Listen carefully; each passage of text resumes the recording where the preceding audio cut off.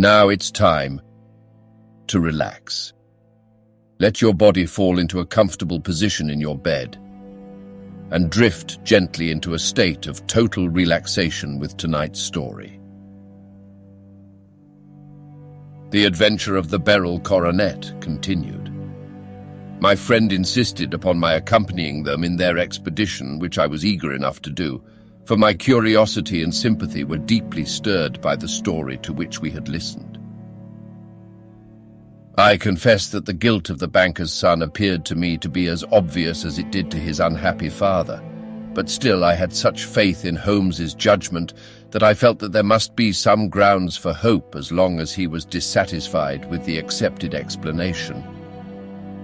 He hardly spoke a word the whole way out to the southern suburb, but sat with his chin upon his breast and his hat drawn over his eyes, sunk in the deepest thought. Our client appeared to have taken fresh heart at the little glimpse of hope which had been presented to him, and he even broke into a desultory chat with me over his business affairs. A short railway journey and a shorter walk brought us to Fairbank, the modest residence of the great financier. Fairbank was a good-sized square house of white stone standing back a little from the road. A double carriage sweep with a snow-clad lawn stretched down in front to two large iron gates which closed the entrance. On the right side was a small wooden thicket which led into a narrow path between two neat hedges stretching from the road to the kitchen door and forming the tradesman's entrance. On the left ran a lane which led to the stables and was not itself within the grounds at all, being a public though little-used thoroughfare. Holmes left us standing at the door and walked slowly all round the house, across the front, down the tradesman's path, and so round by the garden behind into the stable lane. So long was he that Mr. Holder and I went into the dining room and waited by the fire until he should return. We were sitting there in silence when the door opened and a young lady came in. She was rather above the middle height, slim, with dark hair and eyes, which seemed the darker against the absolute pallor of her skin. I do not think that I have ever seen such deadly paleness in a woman's face. Her lips, too, were bloodless, but her eyes were flushed with crying. As she swept silently into the room, she impressed me with a greater sense of grief than the banker had done in the morning, and it was the more striking in her as she was evidently a woman of strong character, with immense capacity for self-restraint. Disregarding my presence, she went straight to her uncle and passed her hand over his head with a sweet, womanly caress. "You have given orders that Arthur should be liberated, have you not, Dad?" she asked. No, my girl, the matter must be probed to the bottom. But I am so sure that he is innocent. You know what woman's instincts are. I know that he has done no harm and that you will be sorry for having acted so harshly. Why is he silent, then, if he is innocent? Who knows? Perhaps because he was so angry that you should suspect him. How could I help suspecting him when I actually saw him with the coronet in his hand? Oh, but he had only picked it up to look at it. Oh, do take my word for it that he is innocent. Let the matter drop and say no more. It is so dreadful to think of our dear Arthur in prison. I shall never let it drop until the gems are found. Never, Mary. Your affection for Arthur blinds you as to the awful consequences to me. Far from hushing the thing up, I have brought a gentleman down from London to inquire more deeply into it. This gentleman? She asked, facing round to me. No, his friend. He wished us to leave him alone. He is round in the stable lane now. The stable lane? She raised her dark eyebrows. What can he hope to find there? This, I suppose, is he. I trust, sir, that you will succeed in proving what I feel sure is the truth, that my cousin Arthur is innocent of this crime. I fully share your opinion, and I trust with you that we may prove it, returned Holmes, going back to the mat to knock the snow from his shoes. I believe I have the honor of addressing Miss Mary Holder. Might I ask you a question or two? Pray do, sir, if it may help to clear this horrible affair up. You heard nothing yourself last night? Nothing until my uncle here began to speak loudly. I heard that and I came down. You shut up the windows and doors the night before. Did you fasten all the windows? Yes. Were they all fastened this morning? Yes. You have a maid who has a sweetheart. I think that you remarked to your uncle last night that she had been out to see him. Yes, and she was the girl who waited in the drawing room and who may have heard Uncle's remarks about the coronet. I see. You infer that she may have gone out to tell her sweetheart and that the two may have planned the robbery. But what is the good of all these vague theories, cried the banker impatiently, when I have told you that I saw Arthur with the coronet in his hands? Wait a little, Mr. Holder. We must come back to that. About this girl, Miss Holder. You saw her return by the kitchen door, I presume? Yes, when I went to see if the door was fastened for the night, I met her slipping in. I saw the man too in the gloom. Do you know him? Oh, yes, he's the greengrocer who brings our vegetables round. His name is Francis Prosper. He stood, said Holmes, to the left of the door, that is to say, farther up the path than is necessary to reach the door. Yes, he did. And he is a man with a wooden leg? Something like fear sprang up in the young lady's expressive black eyes. Why, you are like a magician, said she. How do you know that? She smiled, but there was no answering smile in Holmes's thin, eager face. I should be very glad now to go upstairs, said he. I shall probably wish to go over the outside of the house again. Perhaps I'd better take a look at the lower windows before I go up. He walked swiftly round from one to the other, pausing only at the large one which looked from the hall onto the stable lane.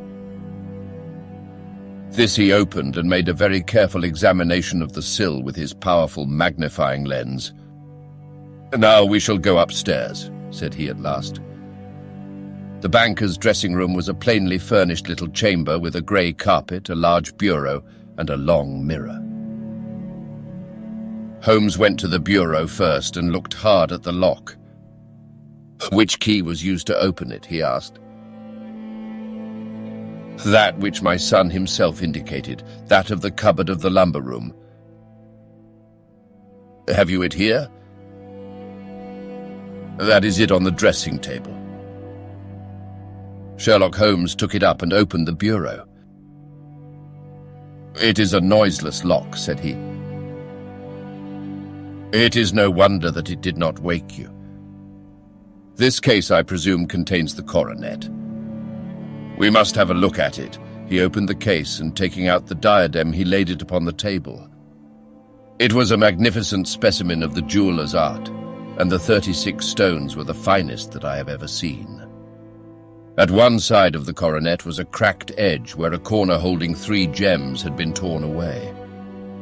Now, Mr. Holder, said Holmes, here is the corner which corresponds to that which has been so unfortunately lost.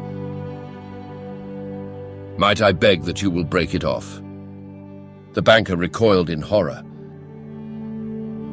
I should not dream of trying, said he. Then I will. Holmes suddenly bent his strength upon it, but without result. I feel it give a little, said he, but though I am exceptionally strong in the fingers, it would take me all my time to break it. An ordinary man could not do it. Now, what do you think would happen if I did break it, Mr. Holder? There would be a noise like a pistol shot. Do you tell me that all this happened within a few yards of your bed and that you heard nothing of it? I do not know what to think. It is all dark to me, but perhaps it may grow lighter as we go. What do you think, Miss Holder? I confess that I still share my uncle's perplexity. Your son had no shoes or slippers on when you saw him.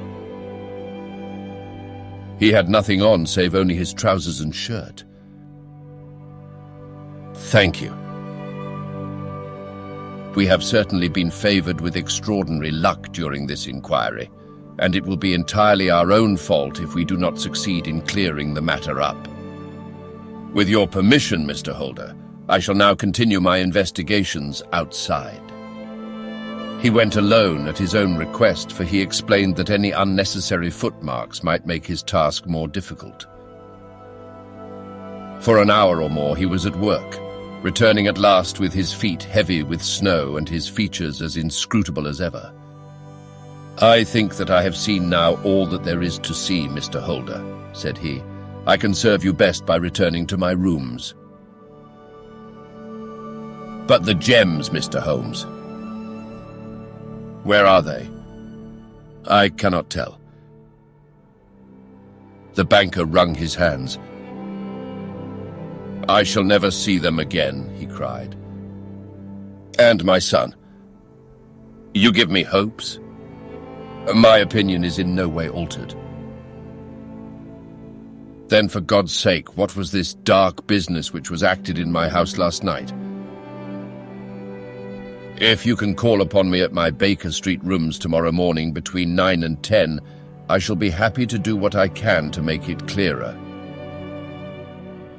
I understand that you give me carte blanche to act for you, provided only that I get back the gems and that you place no limit on the sum I may draw.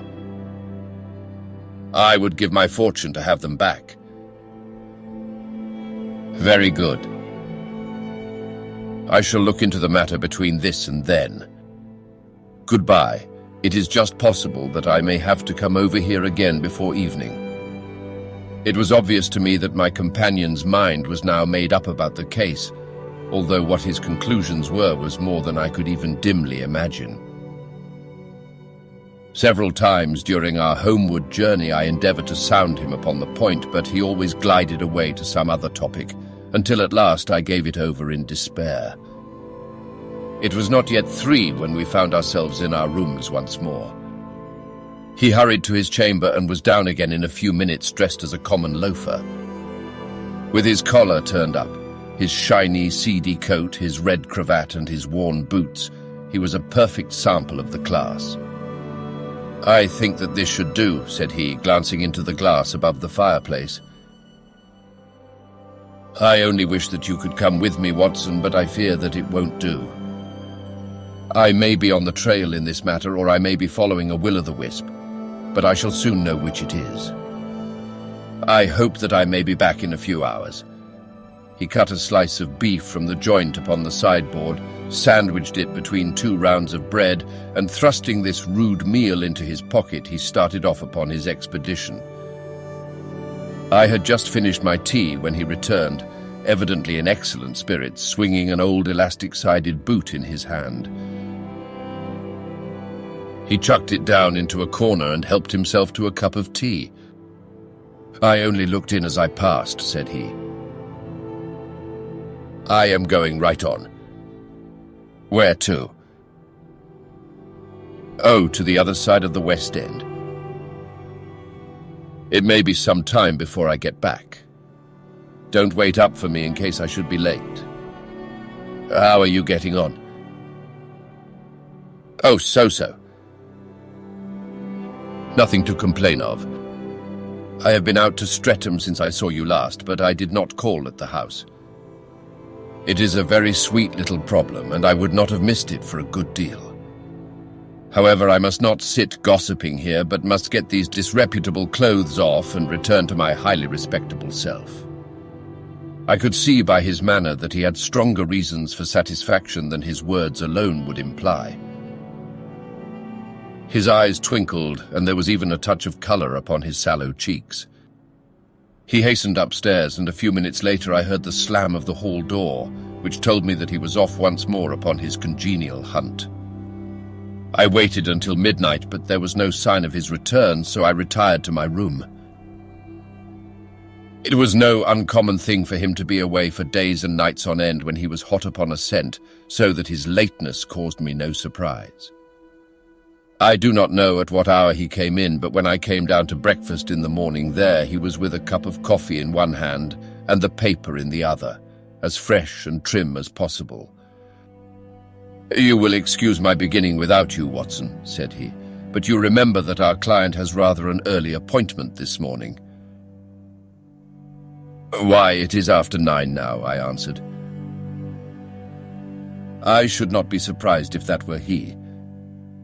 I thought I heard a ring. It was indeed our friend the financier. I was shocked by the change which had come over him, for his face, which was naturally of a broad and massive mould, was now pinched and fallen in, while his hair seemed to me at least a shade whiter. He entered with a weariness and lethargy which was even more painful than his violence of the morning before, and he dropped heavily into the armchair which I pushed forward for him. "I do not know what I have done to be so severely tried," said he. "Only 2 days ago I was a happy and prosperous man without a care in the world. Now I am left to a lonely and dishonored age. One sorrow comes close upon the heels of another. My niece Mary has deserted me." "Deserted you?" "Yes. Her bed this morning had not been slept in, her room was empty, and a note for me lay upon the hall table. I had said to her last night, in sorrow and not in anger, that if she had married my boy, all might have been well with him. Perhaps it was thoughtless of me to say so. It is to that remark that she refers in this note. My dearest uncle, I feel that I have brought trouble upon you, and that if I had acted differently, this terrible misfortune might never have occurred. I cannot, with this thought in my mind, ever again be happy under your roof, and I feel that I must leave you forever. Do not worry about my future, for that is provided for, and above all, do not search for me, for it will be fruitless labor and an ill service to me. In life or in death, I am ever your loving Mary." What could she mean by that note, Mr. Holmes? Do you think it points to suicide? No, nothing of the kind. It is perhaps the best possible solution. I trust, Mr. Holder, that you are nearing the end of your troubles. Ha! You say so. You have heard something, Mr. Holmes. You have learned something. Where are the gems? You would not think £1,000 apiece an excessive sum for them. I would pay 10. That would be unnecessary. 3,000 will cover the matter. And there is a little reward, I fancy. Have you your checkbook? Here is a pen. Better make it out for £4,000. With a dazed face, the banker made out the required check. Holmes walked over to his desk, took out a little triangular piece of gold with 3 gems in it, and threw it down upon the table. With a shriek of joy, our client clutched it up. "You have it," he gasped. I am saved. I am saved." The reaction of joy was as passionate as his grief had been, and he hugged his recovered gems to his bosom. "There is one other thing you owe, Mr. Holder," said Sherlock Holmes rather sternly. "Oh," he caught up a pen. "Name the sum and I will pay it." "No, the debt is not to me. You owe a very humble apology to that noble lad, your son, who has carried himself in this matter as I should be proud to see my own son do, should I ever chance to have one. Then it was not Arthur who took them. I told you yesterday, and I repeat today, that it was not. You are sure of it? Then let us hurry to him at once to let him know that the truth is known. He knows it already. When I'd cleared it all up, I had an interview with him, and finding that he would not tell me the story, I told it to him, on which he had to confess that I was right and to add the very few details which were not yet quite clear to me. Your news of this morning, however, may open his lips. For heaven's sake, tell me then, what is this extraordinary mystery? I will do so, and I will show you the steps by which I reached it. And let me say to you first that which it is hardest for me to say and for you to hear. There has been an understanding between Sir George Burnwell and your niece Mary. They have now fled together. My Mary. Impossible. It is unfortunately more than possible. It is certain. Neither you nor your son knew the true character of this man when you admitted him into your family circle. He is one of the most dangerous men in England, a ruined gambler, an absolutely desperate villain, a man without heart or conscience. Your niece knew nothing of such men. When he breathed his vows to her, as he had done to 100 before her, she flattered herself that she alone had touched his heart. The devil knows best what he said, but at least she became his tool and was in the habit of seeing him nearly every evening. I cannot and I will not believe it, cried the banker with an ashen face. I will tell you then what occurred in your house last night. Your niece, when you had, as she thought, gone to your room, slipped down and talked to her lover through the window which leads into the stable lane. His footmarks had pressed right through the snow, so long had he stood there. She told him of the coronet. His wicked lust for gold kindled at the news, and he bent her to his will. I have no doubt that she loved you, but there are women in whom the love of a lover extinguishes all other loves, and I think that she must have been one. She had hardly listened to his instructions when she saw you coming downstairs, on which she closed the window rapidly and told you about one of the servants' escapade with her wooden-legged lover, which was all perfectly true.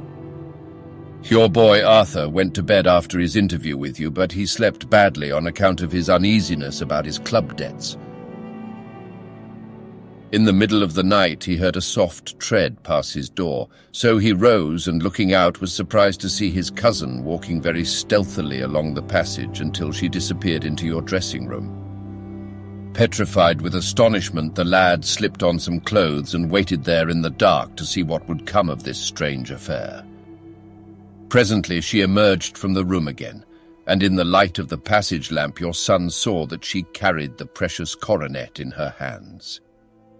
She passed down the stairs, and he, thrilling with horror, ran along and slipped behind the curtain near your door, whence he could see what passed in the hall beneath. He saw her stealthily open the window, hand out the coronet to someone in the gloom, and then, closing it once more, hurry back to her room, passing quite close to where he stood, hid behind the curtain. As long as she was on the scene, he could not take any action without a horrible exposure of the woman whom he loved. But the instant that she was gone, he realized how crushing a misfortune this would be for you, and how all-important it was to set it right. He rushed down, just as he was, in his bare feet, opened the window, sprang out into the snow, and ran down the lane, where he could see a dark figure in the moonlight. Sir George Burnwell tried to get away, but Arthur caught him, and there was a struggle between them, your lad tugging at one side of the coronet and his opponent at the other. In the scuffle, your son struck Sir George and cut him over the eye. Then something suddenly snapped, and your son, finding that he had the coronet in his hands, rushed back, closed the window, ascended to your room, and had just observed that the coronet had been twisted in the struggle and was endeavoring to straighten it when you appeared upon the scene. "Is it possible?" gasped the banker. You then roused his anger by calling him names at a moment when he felt that he had deserved your warmest thanks. He could not explain the true state of affairs without betraying one who certainly deserved little enough consideration at his hands. He took the more chivalrous view, however, and preserved her secret.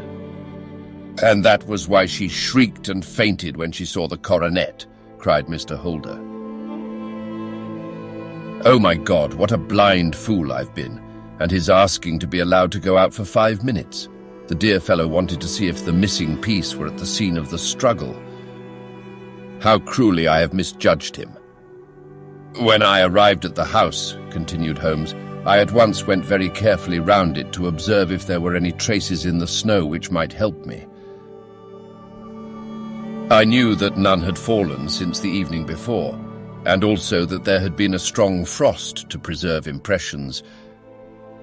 I passed along the tradesman's path, but found it all trampled down and indistinguishable. Just beyond it, however, at the far side of the kitchen door, a woman had stood and talked with a man, whose round impressions on one side showed that he had a wooden leg. I could even tell that they had been disturbed, for the woman had run back swiftly to the door, as was shown by the deep toe and light heel marks, while wooden leg had waited a little and then had gone away. I thought at the time that this might be the maid and her sweetheart of whom you had already spoken to me, and inquiry showed it was so. I passed round the garden without seeing anything more than random tracks which I took to be the police, but when I got into the stable lane, a very long and complex story was written in the snow in front of me. There was a double line of tracks of a booted man, and a second double line which I saw with delight belonged to a man with naked feet. I was at once convinced from what you had told me that the latter was your son. The first had walked both ways, but the other had run swiftly, and as his tread was marked in places over the depression of the boot, it was obvious that he had passed after the other. I followed them up and found they led to the hall window where Boots had worn all the snow away while waiting. Then I walked to the other end, which was 100 yards or more down the lane. I saw where Boots had faced round, where the snow was cut up as though there had been a struggle, and finally where a few drops of blood had fallen to show me that I was not mistaken. Boots had then run down the lane, and another little smudge of blood showed that it was he who had been hurt. When he came to the high road at the other end, I found that the pavement had been cleared, so there was an end to that clue. On entering the house, however, I examined, as you remember, the sill and framework of the hall window with my lens, and I could at once see that someone had passed out. I could distinguish the outline of an instep where the wet foot had been placed in coming in. I was then beginning to be able to form an opinion as to what had occurred. A man had waited outside the window. Someone had brought the gems. The deed had been overseen by your son. He had pursued the thief, had struggled with him. They had each tugged at the coronet, their united strength causing injuries which neither alone could have effected. He had returned with the prize, but had left a fragment in the grasp of his opponent. So far I was clear. The question now was, who was the man and who was it brought him the coronet? It is an old maxim of mine that when you have excluded the impossible, whatever remains, however improbable, must be the truth. Now I knew that it was not you who had brought it down, so there only remained your niece and the maids. But if it were the maids, why should your son allow himself to be accused in their place? There could be no possible reason. As he loved his cousin, however, there was an excellent explanation why he should retain her secret, the more so as the secret was a disgraceful one. When I remembered that you had seen her at that window and how she had fainted on seeing the coronet again, my conjecture became a certainty. And who could it be who was her confederate? Her lover, evidently, for who else could outweigh the love and gratitude which she must feel to you? I knew that you went out little and that your circle of friends was a very limited one. But among them was Sir George Burnwell. I had heard of him before as being a man of evil reputation among women. It must have been he who wore those boots and retained the missing gems. Even though he knew that Arthur had discovered him, he might still flatter himself that he was safe, for the lad could not say a word without compromising his own family. Well, your own good sense will suggest what measures I took next. I went in the shape of a loafer to Sir George's house, managed to pick up an acquaintance with his valet, learned that his master had cut his head the night before, and finally, at the expense of 6 shillings, made all sure by buying a pair of his cast-off shoes. With these, I journeyed down to Streatham and saw that they exactly fitted the tracks. "I saw an ill-dressed vagabond in the lane yesterday evening," said Mr. Holder. "Precisely. It was I. I found that I had my man, so I came home and changed my clothes. It was a delicate part which I had to play then, for I saw that a prosecution must be avoided to avert scandal, and I knew that so astute a villain would see that our hands were tied in the matter. I went and saw him. At first, of course, he denied everything. But when I gave him every particular that had occurred, he tried to bluster and took down a life-preserver from the wall. I knew my man, however, and I clapped a pistol to his head before he could strike. Then he became a little more reasonable. I told him that we would give him a price for the stones he held, £1,000 apiece. That brought out the first signs of grief that he had shown. "Why, dash it all," said he, "I've let them go at 600 for the 3. I soon managed to get the address of the receiver who had them, on promising him that there would be no prosecution. Off I set to him, and after much chaffering I got our stones at £1,000 apiece. Then I looked in upon your son, told him that all was right, and eventually got to my bed about 2 o'clock, after what I may call a really hard day's work. A day which has saved England from a great public scandal," said the banker, rising. "Sir, I cannot find words to thank you, but you shall not find me ungrateful for what you have done. Your skill has indeed exceeded all that I have heard of it. And now I must fly to my dear boy to apologize to him for the wrong which I have done him. As to what you tell me of poor Mary, it goes to my very heart. Not even your skill can inform me where she is now." "I think that we may safely say," returned Holmes, "that she is wherever Sir George Burnwell is. It is equally certain, too, that whatever her sins are, they will soon receive a more than sufficient punishment."